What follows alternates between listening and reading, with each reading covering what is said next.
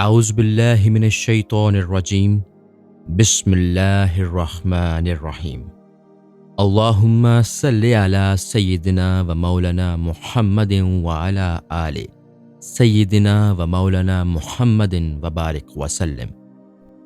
باب نمبر 88، حضرت ابو علی احمد بن محمد ردباری کے حالات و مناقب۔ تعارف: آپ نے مجاہدات و مشاہدات کے لیے بہت زیادہ اذیتیں برداشت کیں اور بدرجہ اتم ریاضت و کرامت میں عبور حاصل کیا۔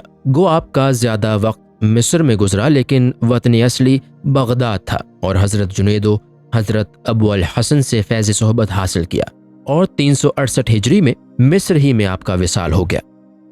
حالات: آپ نے فرمایا کہ ایک درویش کی تدفین کے وقت میں نے یہ قصد کیا کہ اس کی پیشانی پر مٹی مل دوں، اور جیسے ہی اس مقصد سے میں نیچے جھکا تو اس نے آنکھیں کھول کر کہا کہ اے ابو علی، جس نے مجھے عزت عطا فرمائی، تم اسی کے سامنے مجھے ذلیل کرنا چاہتے ہو۔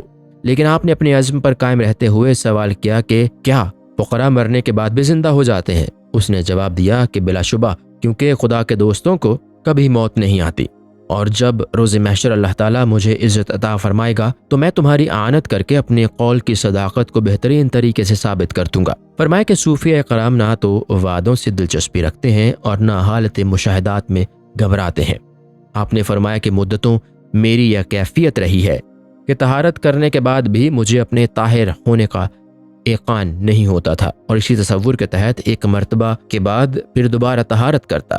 چنانچہ ایک مرتبہ طلوع آفتاب سے قبل طہارت سے فارغ ہو گیا، لیکن عدم اطمینان کی وجہ سے مسلسل 11 مرتبہ طہارت کے باوجود مجھے اپنے طاہر ہونے کا اطمینان نہیں ہوا، اور اسی ادھیڑ بن میں آفتاب طلوع ہو گیا۔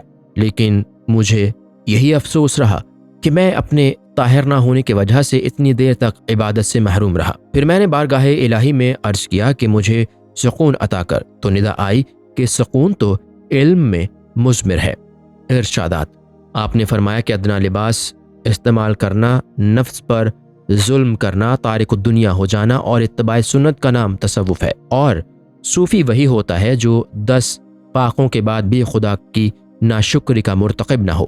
فرمایا کہ در الہی کے علاوہ تمام در چھوڑ دینے کا نام تصوف ہے، اور صوفی وہ ہے جس کو اللہ تعالیٰ 100 مرتبہ سے بھی زائد مرتبہ راندہ درگاہ کر دے، لیکن وہ خدا سے اپنا رشتہ قائم رکھے۔ پھر فرمایا کہ بیم و رجا اختیار کی حد تک ہونا چاہیے، کیونکہ یہ دونوں چیزیں بندوں کے لیے ایسی ہیں جیسے مرغ کے 2 بازو ہوتے ہیں کہ اگر ایک بازو بھی بیکار ہو جائے تو دوسرا یقیناً ناقص ہو جاتا ہے، اور بیم و رجا کو اختیار نہ کرنا شرک کے مترادف ہے۔ فرمایا کہ خدا کے سوا کسی غیر سے خوف زدہ نہ ہونے کا نام بیم ہے، اور کسی سے توقع نہ رکھنے کا نام رجا ہے۔ فرمایا کہ استقامت قلب کا نام توحید ہے، اور ایقان کامل کا مفہوم یہ ہے کہ اللہ تعالیٰ کو سب سے زیادہ قوی تر تصور کرتا رہے۔ فرمایا کہ اولیاء کرامت ہمت کو اس لیے محبوب رکھتے ہیں کہ اہل ہمت ان کو محبوب تصور کرتے ہیں۔ فرمایا کہ ہم اس راہ میں ایسے مقام پر پہنچ گئے ہیں جو تلوار کی دھار سے زیادہ تیز ہے، اور ذرا سی لغزش جہنم واصل کر سکتی ہے، اور اگر ہمیں دیدار میسر نہ ہوا تو ہم زندہ نہیں رہ سکتے۔ فرمایا کہ جس طرح انبیاء کرام کو اظہار معجزات کا حکم دیا گیا ہے، اسی طرح اولیاء کرام پر کرامات کی پوشیدگی بھی فرض کی گئی ہے، اور ان کے مراتب سے کسی کو بھی باخبر نہیں کیا جاتا۔ فرمایا کہ راہ توحید پر گامزن ہونے والے جہنم سے نجات حاصل کر لیتے ہیں، اور قلب کو بھی حکمت اسی وقت حاصل ہوتی ہے جب کوئی دنیا اور دولت دنیا سے متنفر ہو جاتا ہے۔ فرمایا کہ نفس کے ذریعہ مذمت اور روح کے ذریعہ مقاشفہ حاصل ہوتا ہے۔ فرمایا کہ میں سما سے اس لیے چھٹکارا چاہتا ہوں کہ اس میں کثیر آفات مضمر ہے، اور ہمیں 3 ہی چیزیں مصیبت میں مبتلا کرتی ہیں: اول طبیعت کی بیماری، دوم ایک ہی عادت پر قائم رہنا، سوم بری صحبت۔ طبیعت کی بیماری کا مفہوم تو یہ ہے کہ حرام اور مشتبہ اشیاء استعمال کرے۔ عادت کا مرض یہ ہے کہ میری طرف نظر رکھتے ہوئے غیبت کرے اور سنے، اور صحبت کی بیماری یہ ہے کہ برے لوگوں کی صحبت اختیار کرے۔ فرمایا کہ بندہ نفس کی 4 چیزوں سے کبھی خالی نہیں ہوتا: اول لائق شکر نعمت سے، دوم ایسی سنت جو ذکر کا باعث ہوتی ہے، سوم ایسی محبت جو صبر کا باعث ہو، چہارم ایسی ذلت جو استغفار کا باعث ہو۔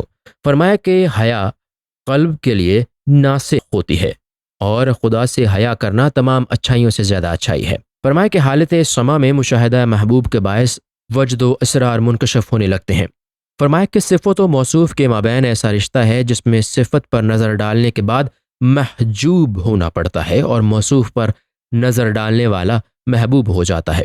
فرمایا کہ مرید وہ ہے جو خدا کی رضا پر راضی رہے، اور جواں مرد وہ ہے جو دونوں عالم میں خدا کے سوا کسی کا طالب نہ ہو۔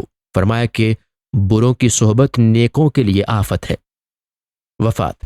انتقال کے وقت آپ نے اپنی ہمشیرہ کی گود میں سر رکھ کر آنکھیں کھولتے ہوئے فرمایا کہ آسمان کے دریچے کھل چکے ہیں اور ملائکہ بہشت کو سجا رہے ہیں کہ تجھے ایسی جگہ پہنچا دیں گے جو تیرے وہم و گمان سے بھی باہر ہے، اور حوریں میرے دیدار کی منتظر ہیں، لیکن میرا قلب یہ صدا لگا رہا ہے، بِحَقِّکَ لَأُنذِرُ إِلَىٰ غَيْرِكَ، یعنی تجھے تیرے حق کی قسم ہے کہ غیر جانب نہ دیکھنا۔ اور میں نے اپنی حیات کا بڑا حصہ اس انتظار میں گزارا ہے کہ اس وقت بھی میں اس کے سوا کچھ طلب نہیں کروں گا، اور جنت کی رشوت پر ہرگز راضی نہ ہوں گا۔ یہ کہہ کر آپ نے انتقال فرمایا۔ السلام علیکم۔